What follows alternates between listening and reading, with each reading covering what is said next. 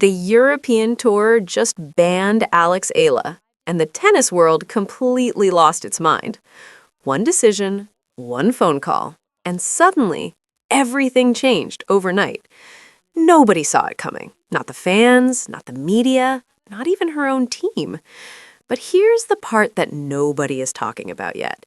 The ban lasted less than 24 hours because when the money started talking, the European Tour stopped walking. And what happened behind those closed doors in 2025? That's exactly what we're about to expose. Let's set the scene. It's 2025. The European Tour is gearing up for one of its most watched events of the season. Tickets are sold, broadcasts are scheduled, fans across the world are tuning in from their phones, their TVs, their laptops, because one name on the draw sheet has everybody excited. Alex Eala. And then, out of nowhere, she's gone. No warning, no public explanation, just a cold, clinical statement that her participation in the event has been suspended pending a review. That's it. That's all they gave the public. Now imagine you're a fan. You've bought into this. You've been following this girl's career for years. You've watched her grind through every level, fight through every obstacle, claw her way into the conversation of elite tennis. And now some faceless organization just pulls the rug from under her with zero context? The reaction was immediate, and it was loud. Within hours, Alex Eala's name was trending across every major platform. Fans were furious. Comment sections were on fire. People were tagging the European Tour, demanding answers. Tennis journalists who hadn't even covered the story yet were suddenly scrambling to find sources. One fan wrote, "They just banned one of the most exciting players in the sport and didn't even have the guts to say why. This is disgraceful." Another post that went viral said, "The European Tour just made the worst decision in tennis this year, and 2025 has had some bad decisions." And here's what made it even more intense. Nobody inside the organization was talking, not officially, not off the record. Complete silence from the top. That silence, that's what turned a sports story into a full-blown controversy. Because when powerful institutions go quiet, people start asking the questions they don't want answered. And trust me, the answers were worth asking for.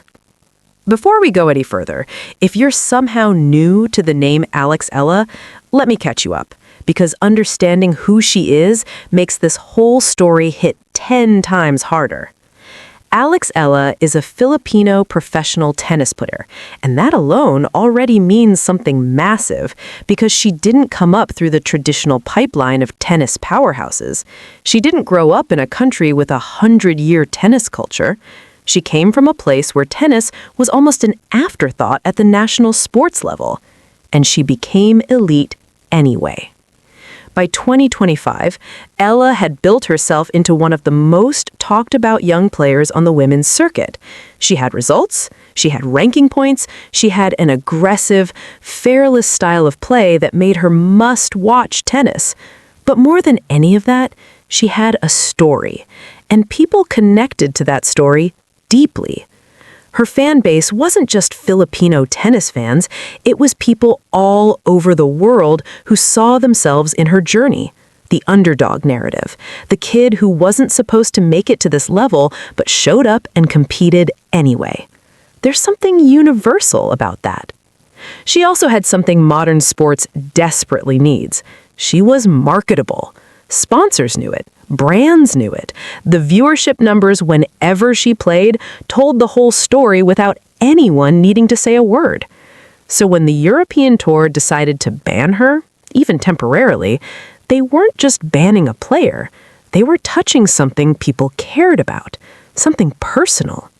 And that's exactly why the explosion was as big as it was.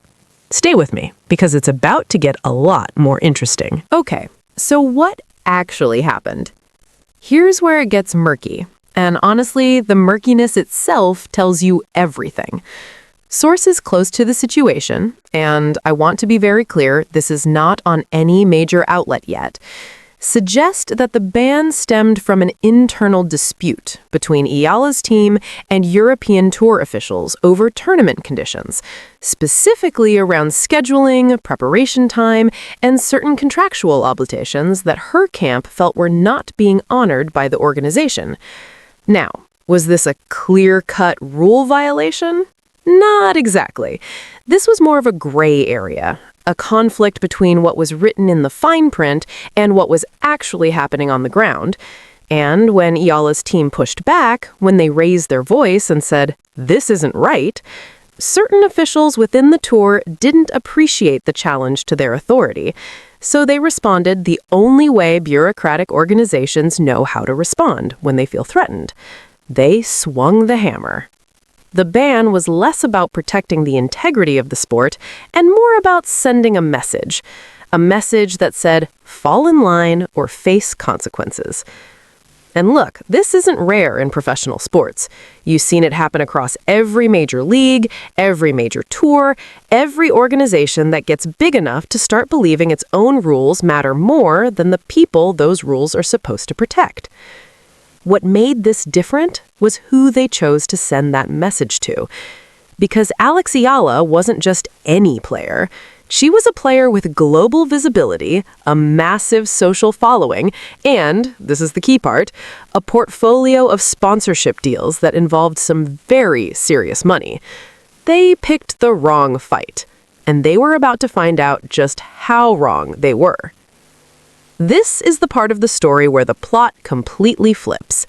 Because while the European Tour was sitting back, feeling confident about their decision, feeling like they'd handled the situation, phones started ringing in offices that have a lot more leverage than any tennis tour. Sponsor offices. Now, I'm not going to name names because, again, this isn't out in the mainstream media yet. But what I can tell you is that the brands attached to Alex Eala's image are not small. These are companies that invest serious money into her likability, her reach, her association with their products. And when those companies heard that the European Tour had just publicly humiliated their ambassador, banned her from a high-visibility event with no clear explanation, they did not stay quiet. Think about it from a business perspective for a second. You've invested heavily in someone's brand. You've tied your company's image to hers. You've built campaigns around her story, her resilience, her rise. And now an organization she's supposed to be competing under just torched all of that goodwill in one afternoon? That's not just a sports problem. That's a marketing problem. That's a financial problem. That's a we need to talk right now problem. And so the calls were made. Not public statements, not tweets, not press releases. Direct calls, quiet conversations, the kind that happen when real money is involved and real money is at risk. The message from the sponsor side was reportedly clear. Either this gets resolved or our partnership with your events gets resolved. And just like that, the balance of power shifted completely. The European Tour had spent years building relationships with these brands. Sponsorship revenue is the lifeblood of any sporting tour. It pays for everything. Broadcast deals, prize money, venue costs, staff salaries, all of it is tied to keeping the right people happy. And the right people were no longer happy. The clock was ticking, and everyone inside that organization knew it. Less than 24 hours. That's how long the ban lasted. One day, not even a full news cycle. And then, quietly, with almost no fanfare, the European Tour reversed its decision. No press conference, no formal apology, no detailed explanation of what changed or why, just a brief statement acknowledging that Alex Eala would be reinstated and permitted to compete. That's it. And honestly, that statement raised more questions than it answered. Because if the original ban was justified, if there was a legitimate rule violation or a genuine procedural issue, then why was it gone in less than 24 hours? You don't investigate a serious matter and resolve it overnight. That's not how these organizations work. That's not how any organization works. Unless the investigation was never really the point. The internet, of course, immediately picked up on this. Fans who had been furious about the ban were now equally suspicious about the reversal. One comment that got thousands of likes read, "So let me get this straight. They banned her, the sponsors got involved, and suddenly everything is fine? Tennis is just a business with rackets." Another fan posted, "The fact that they reversed it this fast without explaining anything actually makes it worse. At least own what you did." And those reactions? Completely valid. Because here's the uncomfortable truth that this whole situation exposed. The ban was never about rules, it was about power. And when bigger power showed up, the original power folded immediately. That's the story. That's what actually happened. And Alex Eala, to her credit, handled the entire situation with more class than the organization that put her through it deserved. She didn't go on a rant. She didn't fire off emotional social media posts. She stayed composed, let her team handle the behind-the-scenes work, and prepared to compete. That composure, by the way, that's a champion's mentality, and it's exactly why her star is only going to keep rising, regardless of what any tour decides to do. Let's zoom out for a second, because this story isn't just about one ban and one reversal. This is about a bigger problem that professional tennis, and honestly, professional sports in general, has been dancing around for years. The relationship between athletes, organizations, and money has always been complicated. But in 2025, that relationship is more visible than ever.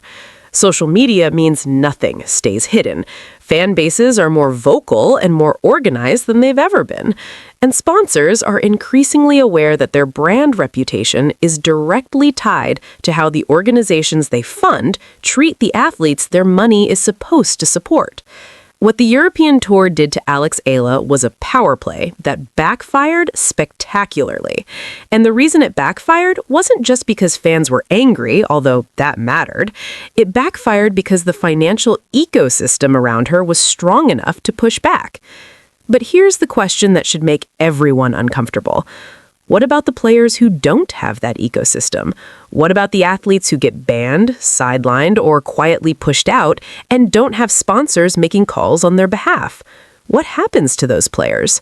Nobody trends for them. Nobody makes the calls. The ban sticks, and their careers quietly disappear while the organization moves on without a second thought.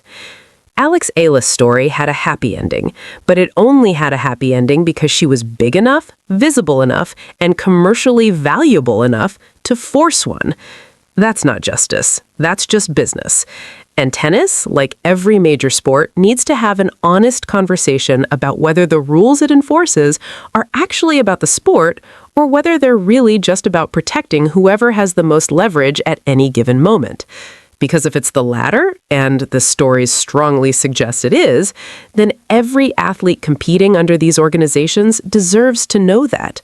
They deserve to know exactly what kind of game they're really playing. So here's where we land.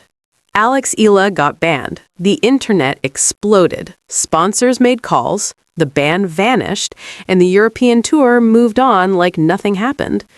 But something did happen. Something important.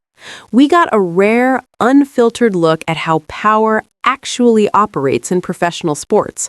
Not the polished press releases and the official statements, but the real mechanics, the phone calls, the financial pressure, the quiet reversals. And Alex Eala came out of it with her reputation completely intact. If anything, stronger than before, because she handled adversity with grace. Her supporters showed up for her, and the truth came out. That's the kind of story that reminds you why we follow these athletes in the first place. If you made it this far, you already know this channel is where the real stories get told. Hit that subscribe button right now because we are just getting started. Every week we're bringing you the stories that the mainstream media is either too slow or too scared to cover. And before you go, drop your answer in the comments. If sponsors can reverse a ban in less than 24 hours, does that mean money has more power than the rules in professional tennis? Or was justice actually served here? Let's talk about it. See you in the next one.